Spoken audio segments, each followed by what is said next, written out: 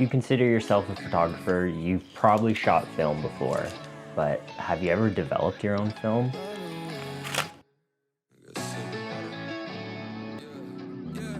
Hello Internet, I'm Josh. I'm a creator and I've been shooting film for a little over 10 years now and developing for almost 3 years. And I wanted to share my experience and what I've learned along the way because it's actually not that hard to do. When you're thinking of developing, you're probably picturing a red room much like I did, but that's actually not the case. It's going to take a bit of an initial investment to get you started, but your $20 developing fees are going to become $2 and 20 minutes of your time. It might be a bit of an understatement, but I'll get into it. But first, let's go over the tools you're going to need. First thing you're going to need to find is a developing kit with the chemicals. So it's going to come generally with the developing and Blix, which will be separated in several parts that you just add water and mix together. The chemicals usually come in a powder form or liquid. I started with the powder form and it was working, but have now shifted to the liquid form.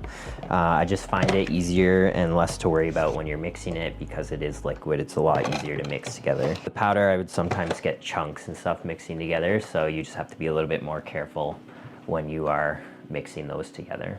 There is several brands that you can buy. I've been buying the CineStill because it seems to be the cheapest one around. It's generally $40 online that I've found, so you can kind of find different prices around.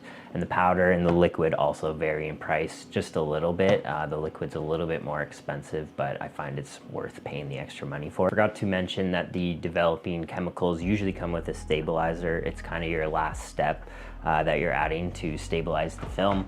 I kind of don't use that, and instead I got Photo Flow. This is just going to help with watermarks and dust when you hang it to dry. I find this super effective, and it was about $20 at a local photography store. So the thing you will need is a developing tank. Probably only going to find Jobo or Patterson. This is a Patterson tank. They're kind of wildly overpriced in my opinion for what they are, but you're kind of stuck with that. So you basically get the tank here, and it's gonna hopefully come with reels. My bigger tank didn't, so you want these reels, and this is what you're gonna feed your negatives into when you're developing. And this will make sure that light does not enter at all when you're adding the chemicals and mixing. So these run you from anywhere from $50 to $90. You can get different sizes. This one holds 2 reels, but I also have a 5 reel one, so this one will hold more. This one was $90 roughly, I think, and it came with no reels, so that was kind of upsetting. I had to get each reel, which was another 25 or 30 bucks each. Another item that I do highly suggest is the CineStill temperature controller. You don't need this. You can manually control the water just with the tap and your thermometer, but I found that extremely hard. So this thing basically, you set the temperature that you want it to, and it will heat it up to the exact temperature. This saves a lot of hassle because it's pretty important to have your chemicals at the right temperature when you're developing. So I think I got this one refurbished for $75 US, I believe. And yeah, I've used it every time and it's been great. And you're gonna need a changing bag to change your film and put it into the tank with. This is the red room that I was talking about, not as glamorous. You basically unzip the bottom here and just add the developing tank with your film to change it into the tank. These are on Amazon. You can get for $30. You can probably find at a local photography store as well, or online. They're not too expensive to find. A couple extra things that you'll need: funnel, measuring cups, bottles to hold your chemicals. You will ideally need dark glass or something that's not see-through, scissors, bottle opener, some gloves, and some rags would be handy. And the last and probably most important item that I almost forgot to mention here is the scanner. So this is the Epson V600. I think I got it on sale actually for $275, which was pretty sweet, but it's usually $350, I believe, Canadian. So this is kind of the worst of the best for the scanners, is from what I was reading online. They were saying this is kind of the entry that you want. Anything underneath this won't really be up to par, especially if you're trying to kind of get better at it. The better ones are a lot more expensive, so we'll see about getting a new one eventually.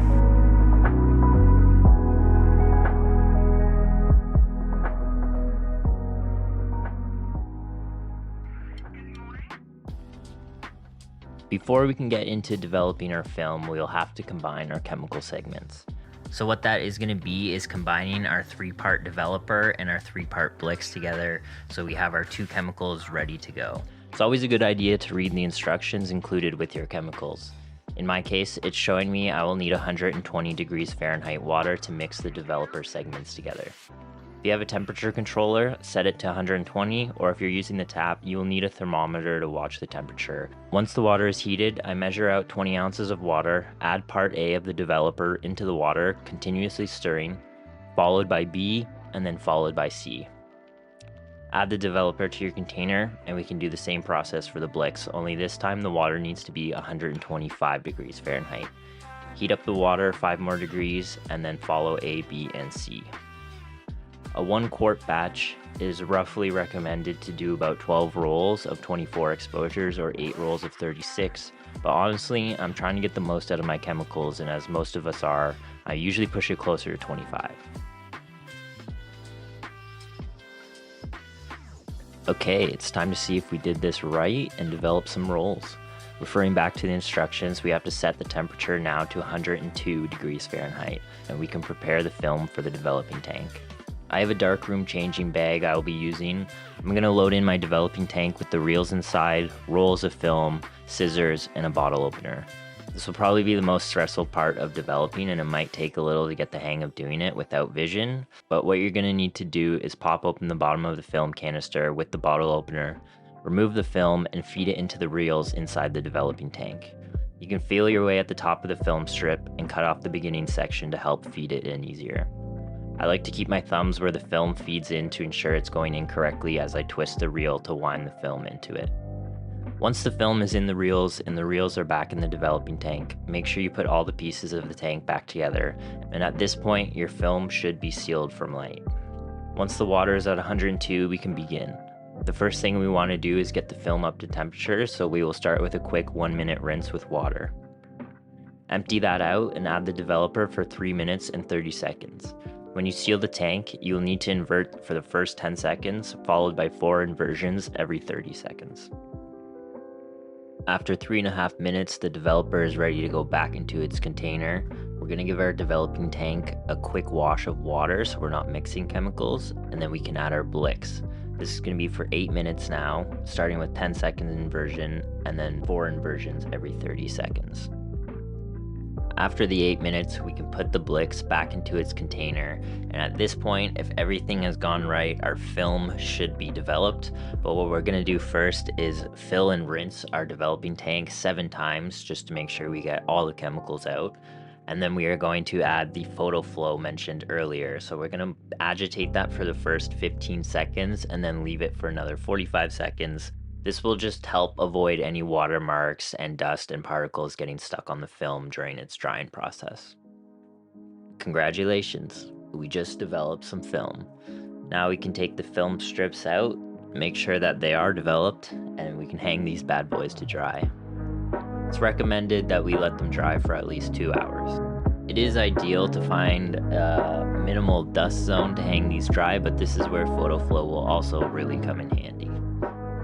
Now that the stressful part's out of the way, we get to the fun and a little bit more time-consuming part, scanning. Once again, I'm using the Epson V600 today to scan in my film. So as you can see, my negative holder can hold 2 strips of negatives at a time, so that's 6 frames each when you're cutting up your film strips. Unfortunately, when it comes to scanning, it will be a never-ending battle against the dust, but we do have a couple tools to help mitigate that. I have a microfiber cloth and an air duster to help clean the scanning bed as well as puffing away any last specks of dust. So let's load up ArcSoft Photo Studio here. First thing we can do is click the acquire button, the little scanner up at the top, and that will load the Epson scan dialog box. So let's just go through a couple settings here. First off, we're going to keep it in professional mode because we are professionals. And then for the document type, reflective is if you're just scanning a regular document, so we're choosing film. We're going to be doing color negative. And for the image type, we're going to do 24-bit, and I'll show you 48-bit RAW and Silverfast after. And for DPI, It's recommended that the standard is between 2500 to 4000. So I like to keep it at 32,000. Find it's a good in between. So we can go ahead and click the preview button here to get a preview scan. Okay, our preview scan is finished here, and here's our 12 photos.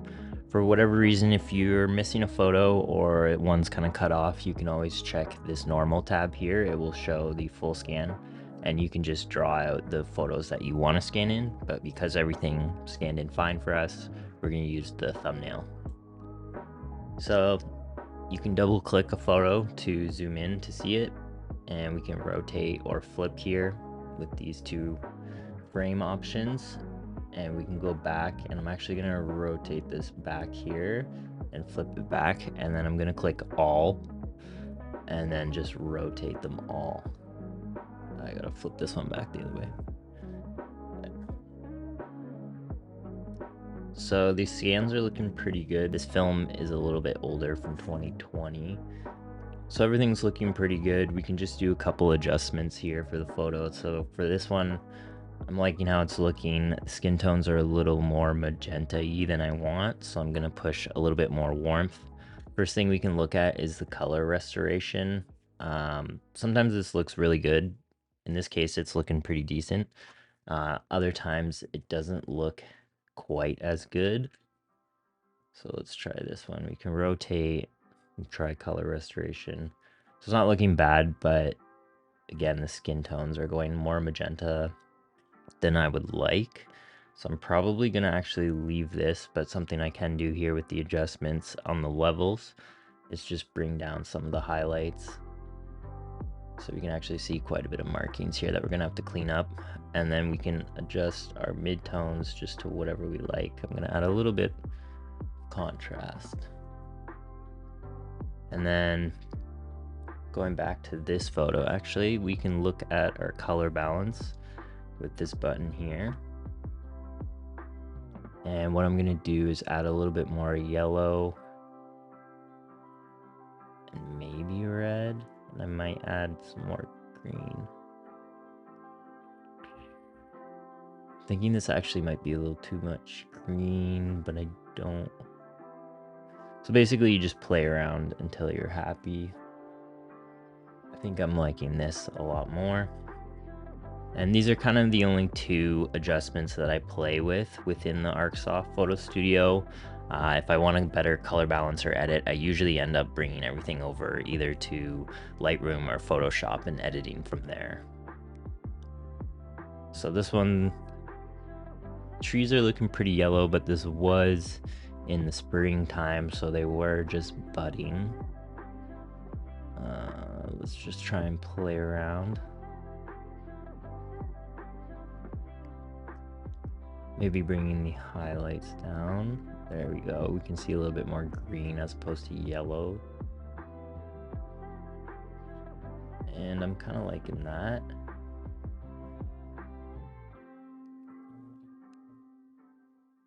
This one I might want to actually bring the yellow down a bit more. We can rotate this one. This one I want to bring the highlights down just a little bit and bring the midtones up. And once we are happy with these, what we can do is making sure that they're all checked underneath. We can go ahead. Actually, what I'm going to do first is click all again to select them all. I'm going to do grain reduction medium and also click digital ice. It's just their like dust removal option. So if you click that, you can't do the dust removal. This is supposed to be like newer technology. So let's just go ahead and click scan.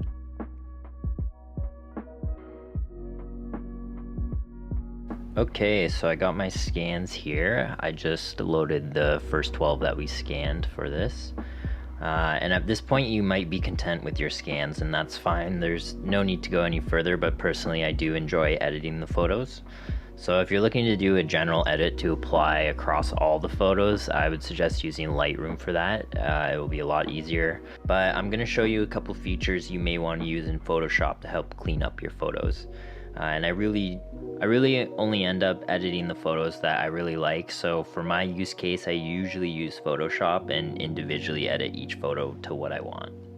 So just looking at the photos here, they're actually really clean scans, to be honest. This is pretty nice. Sometimes you will get a lot more dust and grain going on, but you can help mitigate that again with the duster and also the microfiber. So just looking at these photos here, these first two are very similar, but you can see the first one, the highlights are a little bit more green than the second one here. And the second one actually has a smudge of some sort. So I'm going to show you how to clean that up pretty easily and how we can just balance out this first photo. So let's first open up this photo. I'm going to use Photoshop Beta to use some of the features that it has. I'll actually open up the other one first. So this one right here, decent white balance. I probably won't touch it. I'll maybe bring down the highlights a little bit, see if that works. But we do have a little black spot here and this smudge. So what I've found pretty useful is this new AI remove tool. There is the spot healing brush, but I find it sometimes has troubles with the film grain. You can see the inconsistencies when you use it. So I started testing this AI one and it seems to work a little bit better. So let's just quickly test that out. Boom, pretty easy. So that was a really easy cleanup. And then we can zoom into this other dot here and clean that up. So if you have any dust or marks or hairs or anything that you didn't see when you were initially scanning, we can just edit those after to clean up our photo and make it just a little bit more put together. Not too bad for our first photo. We can go back to this one here. So this one, the highlights are looking a little bit more green than I would like. So what I will go down here into the color balance, and why I like this a little bit more than from the Arc Studio is because we can control the shadows, midtones, and highlights. You can do that in Arc Studio with the curves, but this is just a little bit more simplified.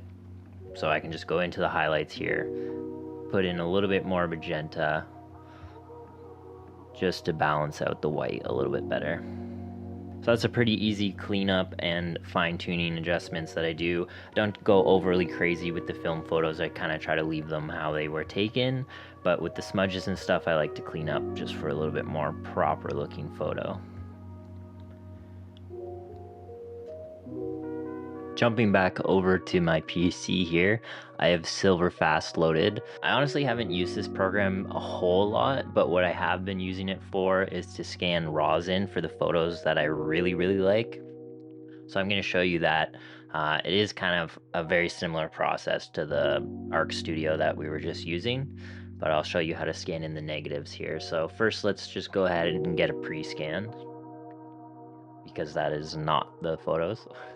So we can see our scans are just coming in now. We can see the negatives in the corner here, and these are the colored, although something is wrong. All right, there we go. Nothing's wrong. Okay, so we see our photos here, and what we can do is just draw our own box. I have a couple boxes here, so I'll actually just drag this one up.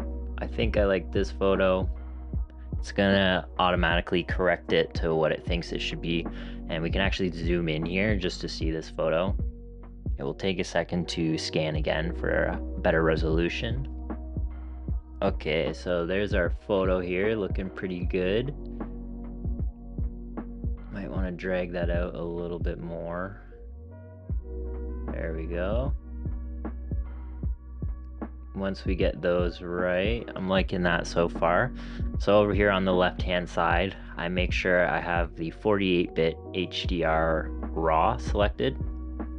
I'm keeping it at 3200 ppi, just like we did with the last scans. Make sure you know where it's going. And from there, I just scan this in. And we can go ahead and click scan. So this is going to take a little bit. It's taking a higher resolution scan, and it's actually going to come out as the negative, and we will take that into Photoshop and bring it to life. We are back in Photoshop here with our 48-bit RAW. So first thing we're going to do is into the adjustments. I'm actually going to add a brightness and contrast, and I'm going to bring up the brightness and down the contrast. I'm trying to keep all the highlights, so that's looking decent. Let's go ahead and invert that. Pretty bright. Sorry, did I go no, I'm going the right way. All right. And then from there, we're gonna add the curves. And so we have our 3 eyedroppers here, our shadows, midtones, highlights. I'm gonna click we're gonna drag that above, and let's go ahead and let's reset this. And click, and then for the midtone, and then the highlight. So that's already looking pretty good. We are pretty close to what we want here. We can also experiment with where we are clicking for the highlights and everything, and the midtones will probably change the most the more you click around.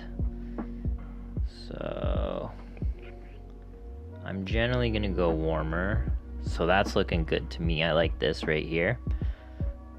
And we can edit on top of that. So actually with the 48-bit, you can see a lot more markings on the film. This is older film, so it's a little bit more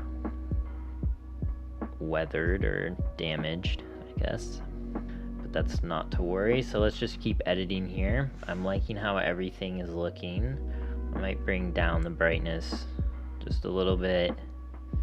Play with the contrast. I like contrast, but I'm gonna try and keep it fairly flat right now and add a color balance here. So the highlights are looking pretty good. I might just add a little bit more warmth to it. It's just my personal preference.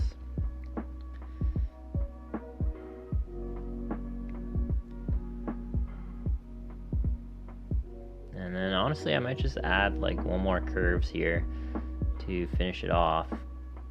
And I'm pretty happy with how this is looking, honestly.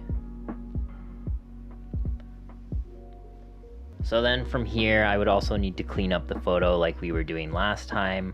The only thing I find is if you're trying to clean up the photo with all these layers, it's not gonna work the same. So I'll just give you like an example here. Doesn't quite translate the way it should be, so let's just undo that. And what I'm going to do is double click to unlock this layer. I'm going to put all this into a folder, duplicate it, and I'm just going to merge this. As long as you're happy with where it is right now, merge that, but we can also go back into the folder later if we need to edit anything. So going back to this photo here, we can basically just clean up like we were doing before. It's looking pretty good, so let's try this one again because it didn't work when we were doing it on the bottom layer, and that works a lot better. So basically it's just a matter of cleaning it up and then editing the photo the way you'd like. So I'm pretty happy with how this photo turned out. This is what the original scan was looking like, and this is what we got from the negative. So probably a little bit more real to what the colors and it looked like when I originally took the photo. I do find that ArcSoft can sometimes really try to push the cyan and kind of yellowies together, like this photo kind of has, which ends up looking pretty good for a lot of photos in my opinion. That's why I leave it a lot of the time. But honestly, I'm a fan of both. They're both looking really good. This one's, I still feel like has too much magenta, or maybe that's just me, but I believe I'd say this one pops a little bit more, has a little bit more life to the photo, as opposed to this one's kind of more of like a flat look. So it's really what you like.